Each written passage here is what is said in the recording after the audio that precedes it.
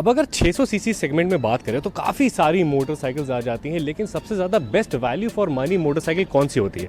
आइए मैं एक बार आपको उस मोटरसाइकिल की झलक दिखाता हूँ।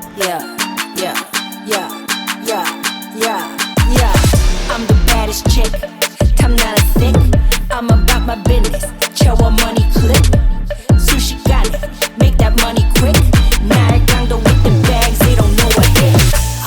अब ये है हमारे सामने रॉयल एनफील्ड की neo cafe racer retro motorcycle, जिसका नाम है रॉयल एनफील्ड की GT 650।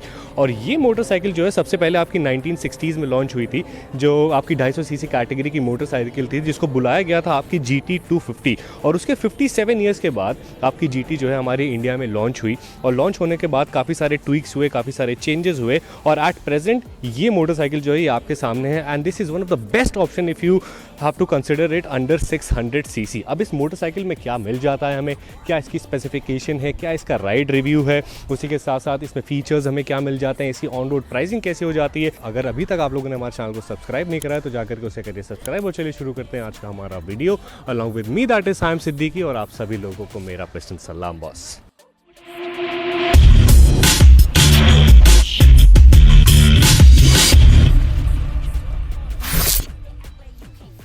अब सबसे पहले मैं इस मोटरसाइकिल का आपको कलर्स और वेरिएंट्स बताता हूं। तो आपकी जो GT 650 है कॉन्टिनेंटल, ये आपकी एक सिंगल वेरिएंट में आती है और आपके 5 कलर्स में आती है। जो आपका ऑरेंज कलर है वो सबसे ज़्यादा आपका अफोर्डेबल होता है, और ये जो आप मेरे सामने देख रहे हो फुल क्रोम, ये आपका सबसे ज़्यादा महंगा कलर है, जो कि आपको अप्रॉक्स 3,83,000 यानी कि 3.83 लाख रुपये के आसपास पड़ जाता है। अब शुरू करते हैं इस मोटरसाइकिल में फ्रंट से जानना कि हमें क्या क्या मिलता है। अगर हम लोग इसके फ्रेम की बात करें तो इसमें हमें ट्यूबुलर स्टील फ्रेम मिल जाता है बोल्ट ट्रसिंग के साथ। उसके बाद अगर हम इसके फ्रंट पर आ जाए तो इसमें हमें फ्रंट और रेयर दोनों ही 18 इंच के टायर मिलते हैं। फ्रंट हमें 100 का टायर मिलता है, रेयर हमें 130 का टायर मिलता है। दोनों में ही हमें डुअल डिस्क ब्रेक मिलते हैं, यानी कि फ्रंट टायर में भी हमें डिस्क ब्रेक मिल रहा है, रेयर में भी मिल रहा है। फ्रंट डिस्क ब्रेक का जो हमारा डायमीटर है वो हमारा 320 हो जाता है, और रियर का हमारा 240 mm का डिस्क ब्रेक का डायमीटर हो जाता है। उसके बाद अगर हम लोग इसके लाइटिंग सेटअप पर आ जाए तो इस मोटरसाइकिल में हमें सिर्फ हैलोजन लाइट्स मिलते हैं, LED की लाइटिंग हमें नहीं मिलती है इसके मोटरसाइकिल में। उसके बाद अगर हम इसके यहाँ पर आ जाए फेयरिंग पर, तो यहाँ पर हमें जो है एक एनालॉग इंस्ट्रूमेंट क्लस्टर मिलता है, उसी के साथ साथ हमें यहाँ पर रेव मीटर क्लस्टर मिलता है। उसके बाद अगर हम लोग इसके हैंडल बार पर आ जाए तो इसमें हमें काफ़ी रेसर टाइप का हैंडल बार मिलता है, जो कि हमें थोड़ा सा लीन करके चलाना होता है। उसके बाद if you moving toward the tank, तो इसमें हमें 13.5 लीटर का टैंक मिलता है, जिसकी फ्यूल एफिशिएंसी करीब आपकी 25 किलोमीटर पर लीटर की कंपनी क्लेम करता है।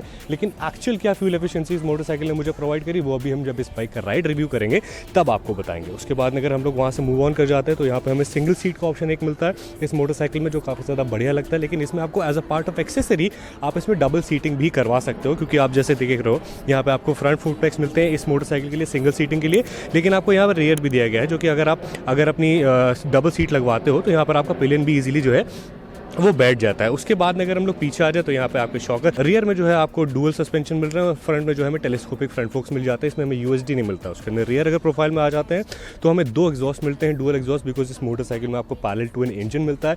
अगर हम इसके इंजन की बात करें तो इस मोटरसाइकिल में हमें 648 सीसी का पैरेलल ट्विन इंजन मिल जाता है, जो कि प्रोड्यूस करता है अराउंड आपकी 47 bhp और 52 न्यूटन मीटर टॉर्क। 6 स्पीड इसमें आपको गियर बॉक्स मिलते हैं। अगर हम इस मोटरसाइकिल की टॉप स्पीड वगैरह की बात करें तो मोटरसाइकिल अराउंड आपकी 180 किलोमीटर पर आवर की टॉप स्पीड जो है वो अचीव कर लेती है। अगर आप इसको ट्यून करा देते हो तो वो स्पीड जो है वो और भी ज़्यादा बढ़ जाती है। तो ये हो गया बेसिकली इसके इंजन का। उसके बाद में अगर हम इसके फीचर्स के बारे में बात करें तो इस मोटरसाइकिल में आपको फीचर्स एज सच कोई मोड्स वगैरह नहीं मिलते हैं। इसमें आपको बॉश का डुअल चैनल ABS मिल जाता है, बस एक यही फीचर आपको इस मोटरसाइकिल में मिलता है, उसके अलावा और कोई चीज़ नहीं मिलती। तो इस मोटरसाइकिल में जो हमें वो किक का ऑप्शन नहीं मिलता है, इसमें आपको सिर्फ सेल्फ का ऑप्शन मिलता है। अगर आप इससे कंट्रोल्स की बात करो तो यहाँ पर आपको राइट साइड जो है वो आपको यहाँ पर किल स्विच मिल जाता है, ये जैसे कि इसको मैंने, और ये इसकी चाबी है, काफ़ी ज़्यादा कूल सी चाबी, आप इसको इजीली यहाँ पर लगाओ और ये आपने ऑन करा तो आपका पूरा जो क्लस्टर है वो ऐसे घूम करके वापस आता है। क्लस्टर जो है आपका रेट्रो स्टाइल में काफ़ी ज़्यादा कूल लगता है, मुझे तो काफ़ी ज़्यादा कूल लगते हैं ऐसे डबल क्लस्टर्स। तो यहाँ पर ये है, सामने जो है कि आपके यहाँ पर एक ऐसा वाइज़र भी आ जाता है, जो कि देखने में और लुक को जो है वो इन्हांस करता है। उसके बाद में अगर हम लोग इस मोटरसाइकिल के राइडिंग एक्सपीरियंस के बारे में बात करें तो ये मोटरसाइकिल जो है, इस मोटरसाइकिल ने काफ़ी ज़्यादा मेरा दिल खुश करा है, क्योंकि कभी मैंने रॉयल एनफील्ड GT को इस तरह से एक्सप्लोर करा नहीं जैसे मैंने इस मोटरसाइकिल को बढ़िया से एक्सप्लोर करा। ये मोटरसाइकिल सिटी में नंबर 1 है ये मोटरसाइकिल। आपकी अगर आप ऑफ रोडिंग पे तो बेसिकली इसको आप ले जा नहीं सकते हो, वैसे ले जा सकते हो बिकॉज इसमें आपको स्पोक व्हील्स मिलते हैं। इस मोटरसाइकिल का जो आपका ग्राउंड क्लियरेंस है वो 174 मिलीमीटर्स का हो जाता है, विच इज़ क्वाइट फाइन। उसके बाद में इस मोटरसाइकिल का जो ओवरऑल वेट है आपका वो आपका 202 किलो का हो जाता है विदाउट फ्यूल। उसके बाद में अगर आप इसकी सीट हाइट की बात करो तो 803 mm की इस मोटरसाइकिल की आपकी सीट हाइट भी हो जाती है। उसके बाद में अगर हम इस मोटरसाइकिल की सिटी एक्सपीरियंस पर बात करें तो इसमें जो हमें एवरेज प्रोवाइड करती है ये बाइक वो करीब हमें 20 किलोमीटर 20 से 25 किलोमीटर तो मुझे एवरेज प्रोवाइड नहीं करा इस बाइक ने। 20 किलोमीटर पर लीटर का एवरेज जो है इस मोटरसाइकिल ने मुझे निकाल करके दिया। एक वैसे इलॉजिकल रिव्यू मैं करने जा रहा हूँ, आप बताना मेरे को अगर आपको वो इलॉजिकल रिव्यू चाहिए कि नहीं। जैसे कि ये हमारी कॉन्टिनेंटल GT650 है, 650 सीसी की मोटरसाइकिल है। इसी के साथ मेरे पास एक डुकाटी खड़ी हुई है आइकॉन, जो कि आपकी 800 सीसी की मोटरसाइकिल है। टॉप स्पीड दोनों ही मोटरसाइकिल की ऑलमोस्ट आपकी सेम हो जाती है। लेकिन क्या आपको एक फन फैक्ट पता है कि मुझे डुकाटी स्क्रैम्बलर आइकन से ज़्यादा मज़ा आपकी GT कॉन्टिनेंटल 650 पे आया। ज़्यादा कॉन्फिडेंस ये बाइक आपको प्रोवाइड करती है, आपको ग्रिप बहुत अच्छी प्रोवाइड करती है। जब आप थ्रॉटल खींचते हो तो इसका जो इनिशियल है वो इतना ज़्यादा क्विक नहीं है, लेकिन इसका जो मिड रेंज है और इसकी मोटरसाइकिल की जो आपकी टॉप रेंज है वो काफ़ी ज़्यादा सही हो जाती है। बाइक काफ़ी ज़्यादा भागती है, आपको पता भी नहीं चलता है कि कब आपकी मोटरसाइकिल जो है वो 100 क्रॉस कर गई है। लेकिन हाँ, एक चीज़ होती है कि इस मोटरसाइकिल में क्योंकि आपके स्पोक व्हील है तो अगर आपका कभी पंचर वंचर होने का खतरा हो जाता है तो इसको आप अगर लॉन्ग जर्नीज़ पर लेकर के जा रहे हो तो I would advise you not to do that. या अगर आप लेकर के जा रहे हो तो उसमें आप जो है अलॉय व्हील लगवा सकते हो। तो अब इस मोटरसाइकिल के प्रोज और कॉन्स क्या हैं, आइए इस बारे में बात करते हैं। इस मोटरसाइकिल के पहले प्रोस के बारे में बात करते हैं। प्रोस सबसे पहला ये है कि 4 लाख रुपए के अंदर आपको एक 600 सीसी की 650 सीसी की मोटरसाइकिल मिल जाती है, डबल सिलेंडर वाली, जो कि दिखने में काफ़ी ज़्यादा बढ़िया लगती है। इसकी विजिबिलिटी काफ़ी ज़्यादा बढ़िया है, गाड़ी की जो पावर है वो भी काफ़ी ज़्यादा ठीक ठाक है। 47 आपकी BHP प्रोवाइड कर रही है। उसके बाद में 6 स्पीड गेयर बॉक्स आपको मिला जा रहा है। उसके बाद में जब इस मोटरसाइकिल को आप लीन करते हो तो डुकाटी स्क्रैम्बलर आइकन से ज़्यादा ये मोटरसाइकिल आपको कॉन्फिडेंस बेटर प्रोवाइड करती है जब आप इसको इनफैक्ट इसको लीन भी करते हो, because of the riding posture of course and because of the grip of the motorcycle as well. उसके बाद में इसमें आपको स्पोक व्हील मिलते हैं तो उसको आपको एवरेज भी थोड़ा सा बढ़िया मिल जाता है। स्पोक व्हील की वजह से आप इसको थोड़ा सा ख़राब जगह पर भी, यानी कि जो आपकी टेरेन्स हैं, अगर थोड़ा ख़राब टेरेन है तो आप वहाँ पर भी इसको लेकर के जा सकते हो। उसके बाद इंजन जो है आपका पैरेलल ट्यून होने के बाद भी इतना ज़्यादा हीट नहीं करता है। उसके अंदर रॉयल एनफील्ड का इंजन है तो आपकी सर्विस और मेंटेनेंस भी काफ़ी ज़्यादा अफोर्डेबल हो जाती है, यानी कि बहुत ज़्यादा पैसे आपको खर्चा नहीं करने पड़ते हैं। तो ये हो गया इस मोटरसाइकिल का प्रोज, यानी कि इसके फ़ायदे। अब आते हैं हम इस मोटरसाइकिल के नुकसान पे कि इसमें हमें नुकसान क्या क्या मिला जा रहा है। तो सबसे पहला एक जो नुकसान आपको पता ही है कि हमारे टायर जो है वो स्पोक व्हील है, ये एक चीज़ हो जाती है हमारी सेफ्टी से रिलेटेड।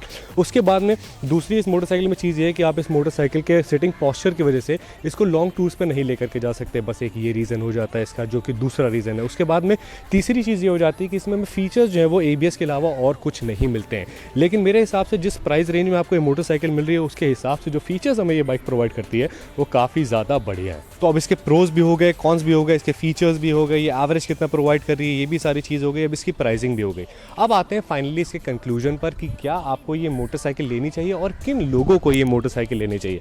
मेरे हिसाब से जो भी इंसान 300 सीसी 400 सीसी से अपग्रेड करना चाहता है, या अगर उसके पास पुरानी कोई रॉयल एनफील्ड है, तो मेरे हिसाब से उसको एक बार ये मोटरसाइकिल की टेस्ट ड्राइव ज़रूर लेनी चाहिए, बिकॉज इसमें जो है आपको काफ़ी ज़्यादा बढ़िया फील प्रोवाइड करेगा ये बाइक। और इसी के साथ साथ इसका ये जो कलर भी है ये एक प्रॉपर आई कैंडी है। अगर आप 650 ट्विंस में आ जाओ तो आपकी दो मोटरसाइकिल आती हैं, ठीक है। एक आपकी आती है GT650, दूसरी आपकी आती है इंटरसेप्टर। तो GT650 बेसिकली उन लोगों के लिए जिनको थोड़ा सा स्पीड पसंद है, थोड़ा सा रेसिंग स्टाइल कैफे रेसर पसंद है, उन लोगों के लिए ये मोटरसाइकिल हो जाती है। लेकिन आपकी सेम मोटरसाइकिल जो है वो आपकी इंटरसेप्टर भी है, आपका इंजन सेम है, आपकी बाकी सारी चीज़ें भी सेम हो जाती है।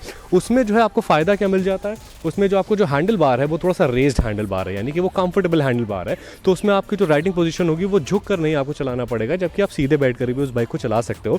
तो उस बाइक को जो है आप लॉन्ग रोड्स पर लेकर जा सकते हो, लेकिन उसमें भी जो है आपको अलॉय व्हील डलवाने पड़ेंगे, बिकॉज वो मोटरसाइकिल भी जो है आपकी स्पोक व्हील के साथ ही आती है, ठीक है। तो फिलहाल ये था आज का हमारा रिव्यू कॉन्टिनेंटल GT650 के लिए। और पिछले सलाम के हिसाब से ये मोटरसाइकिल एक काफ़ी ज़्यादा परफेक्ट मोटरसाइकिल हो जाती है अगर आप 600 सीसी की कोई बाइक लेना चाहते हो, जो कि अफोर्डेबल हो, आपको फ्यूल एफिशिएंसी प्रोवाइड करे, मेंटेनेंस का प्राइसिंग ज़्यादा ना हो और सर्विस नेटवर्क काफ़ी ज़्यादा अच्छा हो। तो this is the bike for you.